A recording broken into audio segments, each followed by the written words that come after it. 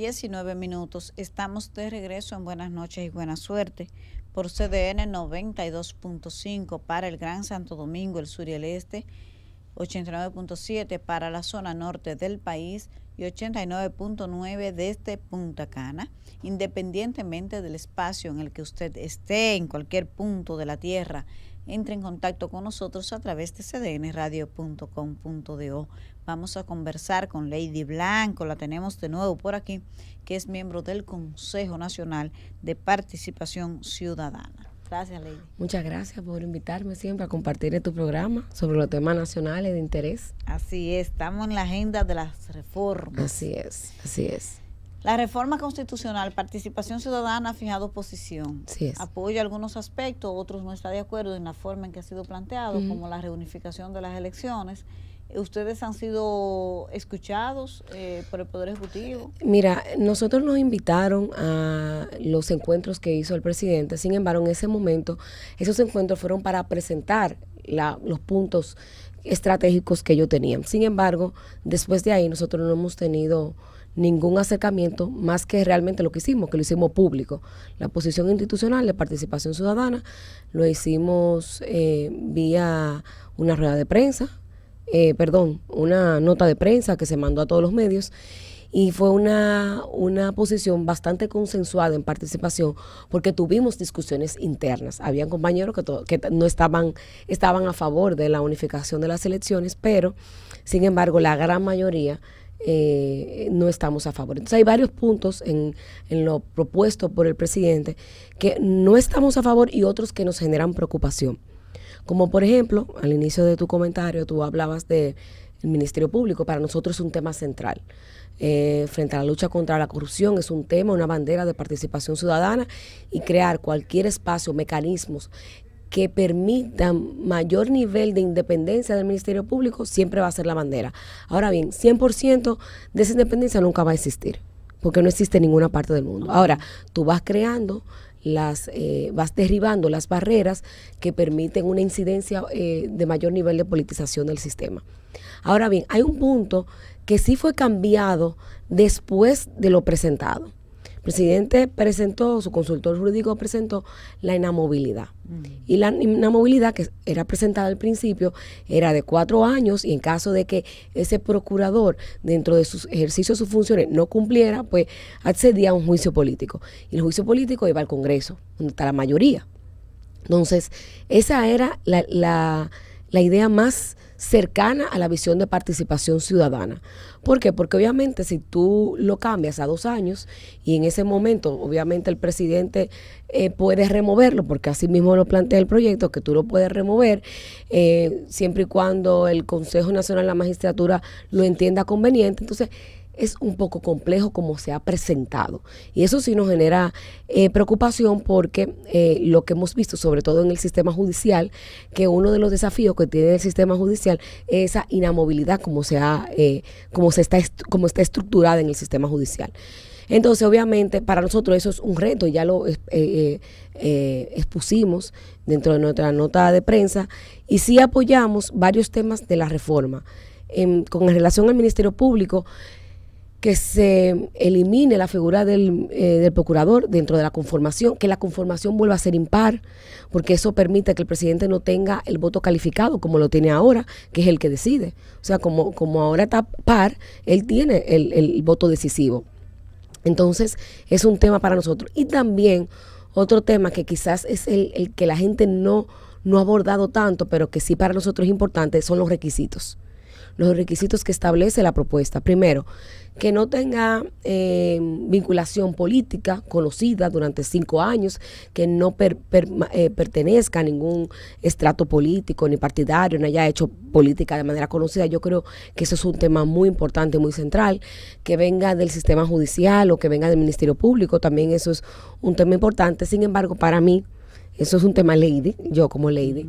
Yo decía que me parecía muy bien, pero yo hubiese sido un poco más allá, que fuera solamente de la carrera del Ministerio Público, para ir fortaleciendo la carrera del Ministerio Público. Así mismo como para tú ser jefe de la policía, tú te vas capacitando, tú llegas a cabo, sargento, y se supondría que el objetivo central de esa Escuela Nacional de la Magistratura, de la Escuela del Ministerio Público, es formar a ese Ministerio Público que va a ser fiscal, que va a ir al PETCA, que luego del PETCA va a ir a la mayor plaza, que es la Procuraduría General de la República. Entonces, para mí, independientemente de excluir a la clase judicial o a la clase política, o sea, quiero decir, a la clase del derecho, yo hubiese ido un poco más allá, que fuera de la carrera del Ministerio Público. Esos son los temas que sí estamos a favor. Un tema que a nosotros estamos a favor es la reducción de la cantidad de diputados que hay en la República Dominicana. Y eso se debe a que, la verdad es que nosotros, el clientelismo y la atomización del territorio ha sido mayúscula. No se correlaciona un país de 11 millones de habitantes. Es imposible pensar que un país de 11 millones de habitantes tenga una división territorial tan amplia como la que tenemos nosotros. Pero aparte de eso, que esa representación sea tan mayúscula. Un ejemplo, Estados Unidos tiene 33 millones de habitantes. ¿Cuántos diputados tiene?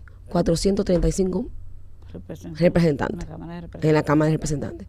Pero ok, vámonos a un país un poquito más cercano, más parecido al nuestro. Tiene Costa Rica, 5.5 millones de habitantes. ¿Cuántos diputados tiene? 105, creo que es el que llegan. España también tiene muy por debajo, a pesar de la cantidad de población que tiene. Igual Brasil. Brasil es mayúsculo en territorio, mayúsculo, uno de los países más grandes de Latinoamérica y del mundo en términos territorial, pero en temas poblacional también.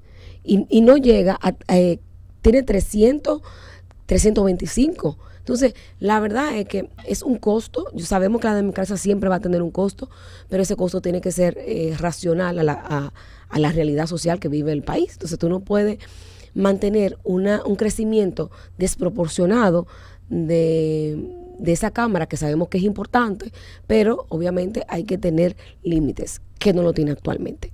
Ahora, lo que sí nos preocupa y que nos parece un absurdo es que tú me presentes a mí, el Ejecutivo me presenta una disminución de la cantidad de diputados, pero por otro lado me aumentes la cantidad de diputados nacionales. Eso no tiene sentido. ¿Por qué? Porque primero, como está actualmente lo que ha servido los diputados nacionales, al margen de que hay un solo diputado que representa un partido minoritario, porque alcanzó el 1%, es que los diputados nacionales se han convertido en rémulas del poder. Son aquellos partidos minoritarios que no han llegado al poder, o muchas veces aquellos que no llegaron por un voto directo como debería ser, y que se negocia para que tú llegues a ser un diputado nacional. Y ahí hay un grave desafío.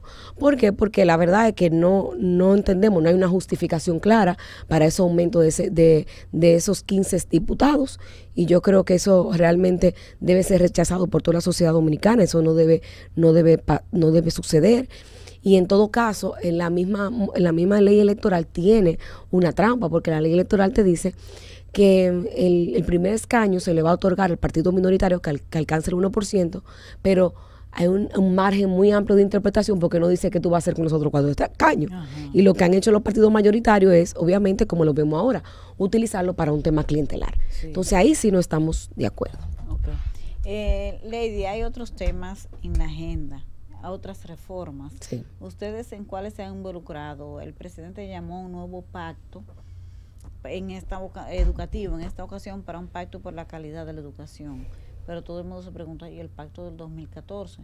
¿Cómo que ustedes lo ven? Mira, nosotros no nos han llamado ni al del pacto, ni a la reforma por el pacto de la educación, ni nos han convocado a la reforma laboral. Sin embargo, justamente hoy yo estuve conversando con los miembros del Consejo para que comencemos a estudiar la propuesta que ha presentado el Ejecutivo, sobre todo con la reforma al sistema laboral, porque el pacto educativo, para mí, al menos para mí, la idea es más de lo mismo. Ya hay primero hay una ley de estrategia nacional de desarrollo, que hay unos parámetros a seguir, y aparte ya hay un pacto, como muy bien tú decías, del 2014. Lo que hay que identificar en dónde es que hemos fallado en esa propuesta, que fue una articulación de toda la sociedad dominicana. Escucho mucho decir que el 4% no fue necesario, es todo lo contrario. 4% fue una lucha ciudadana, una conquista ciudadana. Lo que no ha sido es efectiva la forma como se ha ejecutado ese 4%. Entonces tendremos que mirarnos ahí. Entonces, ya tú tienes el pacto. Analiza estratégicamente como buen gerente, o cuando digo como buen gerente, no solamente me refiero al ministro, yo me refiero al Estado, al gobierno, claro, porque educación es el gobierno, hay todo, ahí incide todo. Usted se sienta, identifique ese pacto, ve cuáles son las deudas pendientes que se han avanzado, que creo que es muy poco, y en qué tenemos que avanzar, que creo que es mucho. No podemos ir a sentarnos a diseñar un nuevo pacto, porque vamos a estar de pacto en pacto y no vamos a tener resultados. Siempre es importante el consenso, es valioso escuchar a todas las partes, sobre todo cuando un partido tiene mayoría en un congreso. Es importantísimo siempre escuchar a todos los sectores que convergen en la vida nacional. Pero con relación al pacto educativo, me parece que los lineamientos están ahí, que sí, que se pueden sumar nuevas estrategias, sí, es importante, claro. La educación es cambiante, como la misma sociedad. Las mismas necesidades que había en el 14 no son las necesidades que hay actualmente. Y obviamente hay que ir modificando cosas, pero no me digan que las líneas estratégicas no están ahí. Lady, con relación al tema de la reforma laboral, sí, hay algunos puntos interesantes. Por ejemplo, la cesantía, que dice el gobierno que no hay consenso, pero la gente tiene su opinión sobre eso. Mira, yo voy a hablar como Lady ahora, porque como obviamente no se ha discutido dentro de participación, pero eso es una deuda pendiente que tenemos con la reforma al Código Laboral. Eso lo sabemos, hace 32 años que ese código se modificó. La sociedad dominicana cambió, el tejido productivo de la sociedad dominicana cambió, pero no solamente cambió porque la sociedad dominicana ha evolucionado, sino porque el crecimiento económico ha cambiado y ha sido mayúsculo durante todos estos años. Igual que el desarrollo social también, que hay que ver lo que ha ido cambiando. Entonces, obviamente, eso es una deuda que hay que resolver. La cesantía es una conquista de los trabajadores. Ahora bien, esa conquista también presenta un reto mayúsculo también para el tejido productivo mayúsculo de la República Dominicana, que son las pequeñas y medianas empresas. Porque las pequeñas y medianas empresas no solamente tienen un pasivo laboral, que es la cesantía, que estamos claros, tienen la TCS y tienen el anticipo. Entonces tú oyes al gobierno dentro de sus políticas públicas, que no la entendemos muy bien, hablando de emprendedurismo, de apoyar a la juventud en la creación de empleo, pero todavía tú tienes reglas del juego que limitan ese ejercicio real de emprender. No es verdad que tú puedes emprender con esos tres factores: cesantía, TCS y anticipo. Entonces tiene que haber un consenso. Y en algún momento el Estado dominicano, el gobierno, tiene que hacerse responsable de alguna de esas áreas. Sí. O sea, no todo se le puede dejar al empresariado. Entonces, ahí hay que buscar un equilibrio que nunca afecte a la clase trabajadora. ¿Por qué? Porque eso es una conquista de las más importantes que ha tenido la vida nacional en la República Dominicana. Hay otros temas en la agenda, por ejemplo, del Senado. Este año se tiene que elegir una nueva Junta Central Electoral. Yo creo que la Junta hizo su trabajo. Yo no sé qué piensa Participación Ciudadana. Y honestamente me siento como en la responsabilidad de defender lo que se ha logrado. Yo no sé cómo ustedes ven eso, si ya lo han discutido, si entienden que todos los miembros pueden repetir, que es una Junta que lo hizo bien, que no hay razón para inventar. Me suscribo a todo eso. Nosotros de Participación Ciudadana pues entregamos nuestros balances de observación electoral y ahí en los diferentes balances pues hacemos un levantamiento de ese ejercicio de la Junta Central Electoral.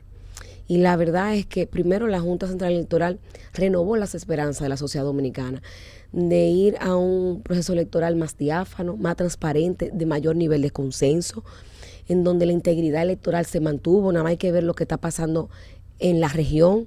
La verdad que la República Dominicana en tema electoral, el sistema electoral sigue fortaleciéndose, y eso también no solo se debe a la madurez que han presentado los partidos políticos, porque lo han hecho, ni al ejercicio de la ciudadanía, sino también al trabajo de ese órgano que muchas veces, al menos desde parte de participación, yo a veces me decía, pero qué tanto consenso, vamos a aplicar ya, ahí está la ley, ¿para qué escuchar tanto a los partidos? Pero la verdad es que entendíamos en algún momento que era importante escuchar a los partidos.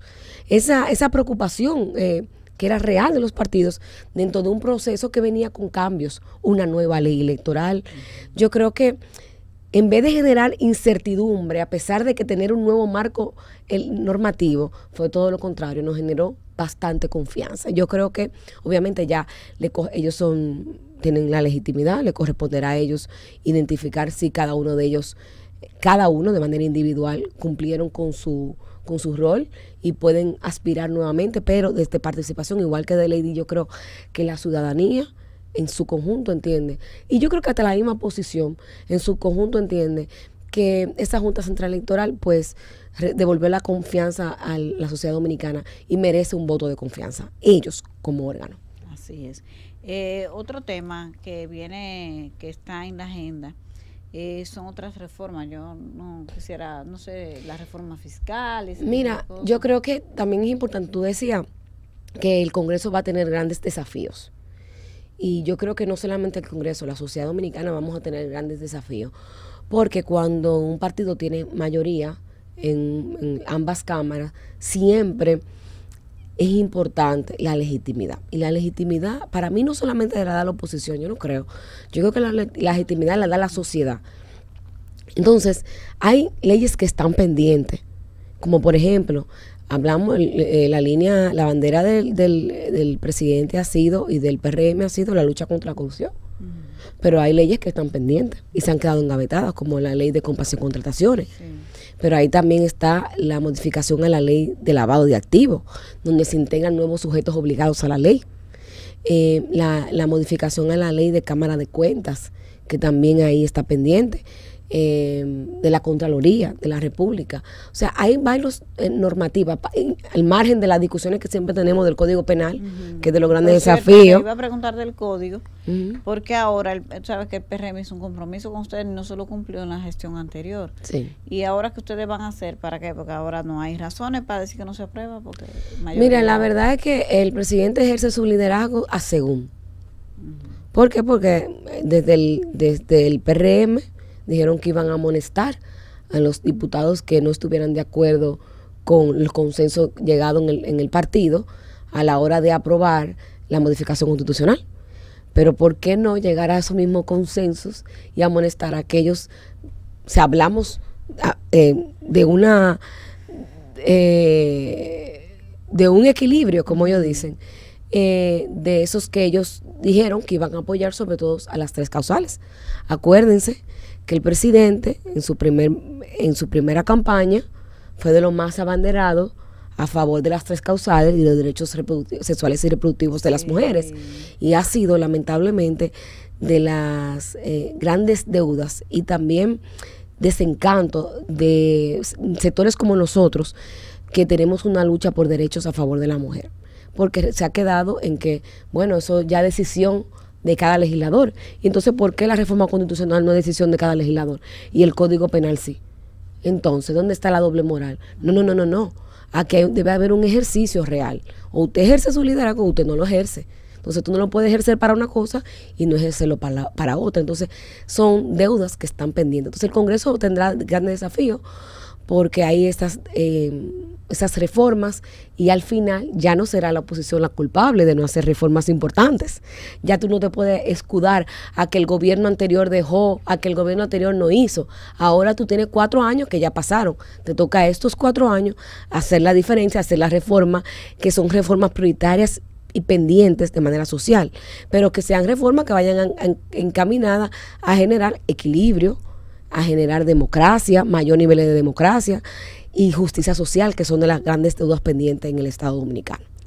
Lady, la oposición se queja de que la Procuraduría General de la República, el Ministerio Público, solamente, según ellos, persigue los casos de corrupción de la oposición, que en el gobierno del PRM hay muchos escándalos, que esa gente lo sacan y uno no lo ve procesado. Participación Ciudadana, ¿qué valoración le da a esa queja? Mira, en el 2022 nosotros mandamos una comunicación a la Procuraduría y hasta hicimos y está en nuestra página de Participación Ciudadana, un recuento de todos los casos de corrupción que van en los expedientes, en la opinión pública, y otros casos de corrupción de esta nueva administración que todavía faltaban respuesta o que no sabíamos el estatus, como por ejemplo el caso sonado del pasado ministro de Educación que fue removido de su cargo, Furcal. Nosotros no sabemos qué ha pasado ahí. Igual que el caso de Intran, que se supone que tenga una investigación, pero es desconocida a la sociedad dominicana. Entonces, obviamente, esas críticas están ahí porque no se ha visto todavía ese esfuerzo en ese tema, sobre todo en la corrupción actual, porque la corrupción pasada era mayúscula. O sea, los expedientes que hemos visto, estos casos de corrupción que hemos visto eran mayúsculos. Ahora, eso no quiere decir que esta Procuraduría no se enfoque también en estos casos de corrupción, que son importantes. Y tú dices algo que esa preocupación ya no solamente es de la oposición. Justamente hoy el MEPIP presentó la encuesta de cultura democrática. Y la verdad es que me sorprendí porque es una apuesta arriesgada del gobierno. Porque ahí presenta datos que usualmente un gobierno no presentaría porque no le conviene. Como por ejemplo, en la encuesta presentaba que el 62% de la población entendía que en el 2023 había mayor nivel de corrupción que en el 2022, que creció la corrupción. O sea, quiere decir que la sociedad dominicana entiende que la corrupción persiste y que sí, obviamente se llegó con una bandera de lucha contra la corrupción, pero que a pesar de eso, la corrupción administrativa persiste. Y eso también genera, se ve en cómo las personas, la sociedad dominicana percibe la impunidad, porque ahí presenta también cuáles son esas instituciones que tienen mayor nivel de corrupción, que la sociedad dominicana entiende que hay mayor nivel de corrupción, y los tribunales son uno de ellos. Entonces debemos vernos ahí. Entonces, obviamente ya no es una preocupación de la oposición. De participación siempre ha sido una preocupación porque somos capítulo de Transparencia Internacional y esa es una de las banderas, pero que la sociedad dominicana, dentro de los encuestados que presentó el MEPI, entienda que la corrupción persiste y que sigue siendo preocupante, yo creo que debe ser un llamado de atención para este gobierno. Y, por ejemplo, ahí es que me viene como la reflexión. Se dice mucho que este es un Ministerio Público Independiente, que sí, es porque lo designó, pero como la comparación que podemos hacer es, porque si me lo designa este presidente, bueno, es fácil para mí perseguir al que se fue. Difícil sería, quizás la prueba de fuego estaría en perseguir a los de este gobierno y no lo han hecho. Entonces, ¿cómo ustedes están tan seguros de que hay independencia? Pero que tú dices que porque tú dices la independencia porque el presidente la designó. No. No hay independencia porque el presidente lo designó. No, yo te digo es que él se dice que son independientes, pero hasta ahora la verdad, los casos presentados son de administración anterior y es lo que se ha hecho sí, siempre. Mira, cuando llegan los procuradores de los gobiernos que se van de partidos distintos, tú ves que hay una persecución y un reguero de la verdad es que yo no lo veo como persecución porque nosotros tenemos más de 20 años de corrupción sin castigo. Y ahí está Participación, que hizo hasta unos libros, unas investigaciones de esos 20 años de corrupción sin castigo. Ahora bien, no podemos convertirnos en 40 años de corrupción sin castigo.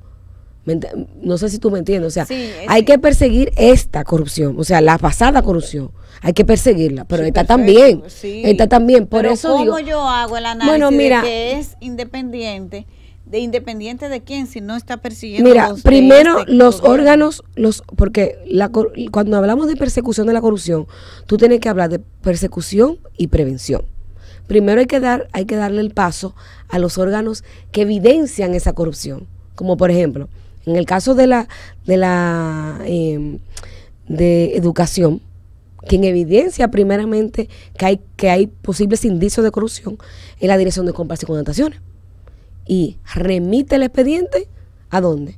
A la Procuraduría. Ahora, a la Procuraduría le toca investigar. Yo me imagino que deben estar investigando, aunque ha pasado ya 3 años del caso, pero deben estar investigando. Ahora bien, si entienden que las pruebas no son suficientes, independientemente, yo creo que ahí es que está el fallo.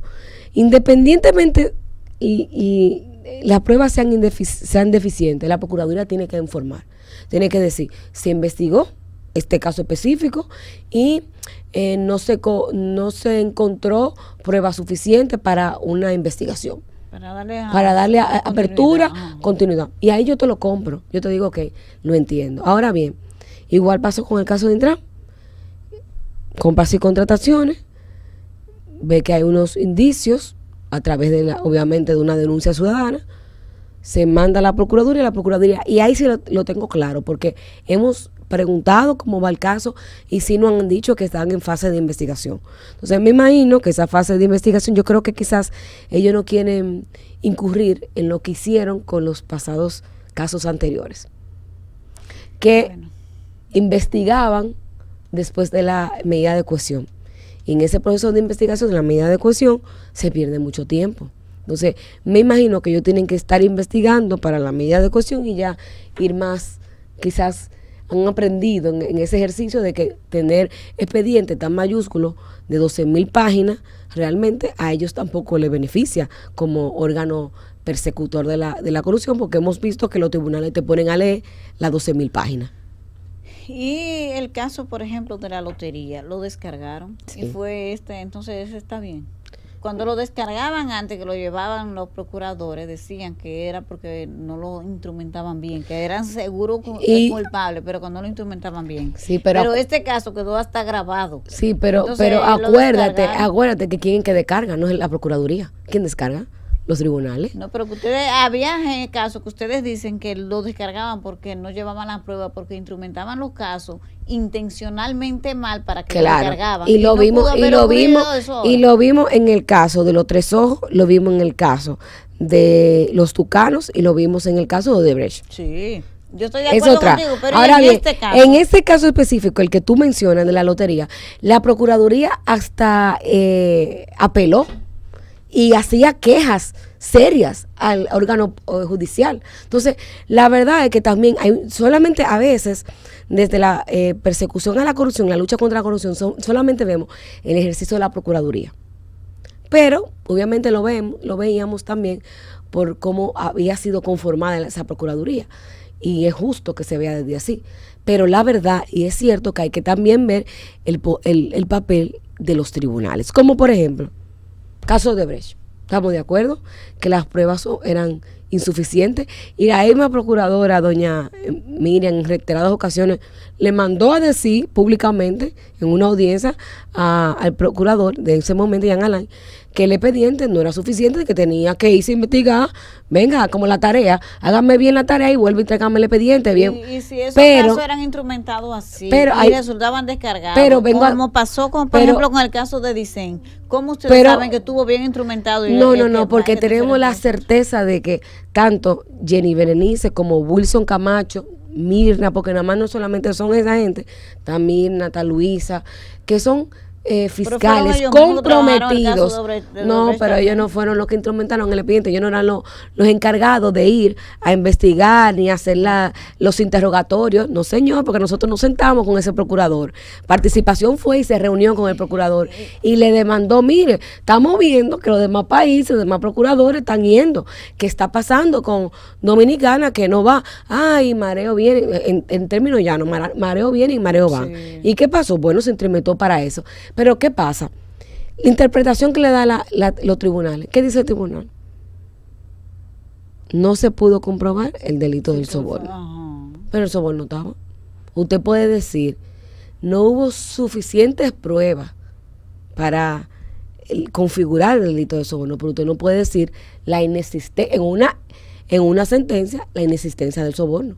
Porque el soborno estaba y el soborno tuvo, se lo sabe el mundo entero y tirimundati que el soborno estaba. Ahora, inexistencia del soborno en una sentencia, no señor. Ahora tú me pones, no se pudo comprobar la prueba material del soborno y yo te lo compro. Sí. Entonces hay una jurisprudencia de de sobrepobar los casos de corrupción. Entonces, la verdad es que no, nosotros creemos que este procurador... Hay otro caso, el caso de una querella que puso el Poder Ejecutivo por el caso de los temas de corrupción en el sistema eléctrico, que fue instrumentado, y esa la Procuraduría no lo ha investigado. ¿Eso no le llama la atención? Sí, el pulpo eléctrico también, eso está dentro de los expedientes pendientes. Nosotros, como te dije, ya el 2022 y justamente a principios de 2023, además, lamentablemente muchas cosas se van con el tema electoral, pero en el 2023 también nosotros hicimos un llamado de eso. Nosotros esperamos, sinceramente, que con una eventual reforma constitucional a la Procuraduría se le deje las funciones de su competencia, la investigación y la persecución del delito. Y ya, que se encargue solamente de eso, que permita que esa Procuraduría, todos sus esfuerzos, recursos, tanto humanos como recursos económicos, sean enfocados a mejorar la estrategia procesal de la Procuraduría y a mejorar también el equipo, porque la corrupción, como hemos visto, ya no es la corrupción cualquiera de me robo allí, no, una corrupción que tiene entramados difíciles y que hay que ir desenredándolos y que no es tan fácil cuando no se tiene la tecnología o cuando no se tiene el recurso humano capacitado. Lady, ¿ustedes tienen algún tipo de preocupación por esa mayoría aplastante que tiene el PRM? ¿Cómo ustedes lo van a estar vigilando? Pero claro, yo creo que la mayor preocupación que nosotros tenemos ahora es esa mayoría, porque el presidente ha abordado no solamente la reforma constitucional, ahí se reformará todo. Son 4 años donde hay una mayoría. Y han hablado de la reforma fiscal. Está, como te dije, todas las leyes que están pendientes, la ley de agua, que es también una ley pendiente. Entonces sí, claro que nos genera muchísima preocupación, porque al final la gente siempre asocia al Ejecutivo como ese órgano con mayor nivel de importancia, porque es el presidente que está sentado ahí. No. Realmente el órgano, para mí, y yo creo que debe ser así, de mayor nivel de importancia, es el Congreso, porque ahí es que estamos representados todos. Y por eso es tan importante que a ese Congreso le pongamos los ojos, la boca, todo, las manos, los pies, todo. Que se le acompañe cuando lo estén haciendo bien, pero que se le reprima cuando lo estén haciendo mal. Y que haya una oposición, y eso yo lo digo y lo estoy repitiendo, que haya una oposición coherente, inteligente, que no sea una oposición politiquera, sino una oposición que vaya a construir en el debate, que vaya a generar una oposición real, que nutra el debate nacional y que no tengamos un debate que sea politiquero por un tema de ego, por un tema partidario, sino que haya una visión de Estado. Entonces yo creo que eso debe ser el camino desde la oposición. Ahora, desde el Congreso tendrán un reto mayor, porque como te dije, actualmente ya no se pueden escudar de lo que pasó, sino ahora ellos son presentes y se supone que no deben repetir las conductas que ellos mismos se quejaban que le hacían los demás. Entonces nosotros como participación vamos a estar en observación constante del Congreso, en todo lo que pase en el Congreso, en todo. Gracias a Lady Blanco.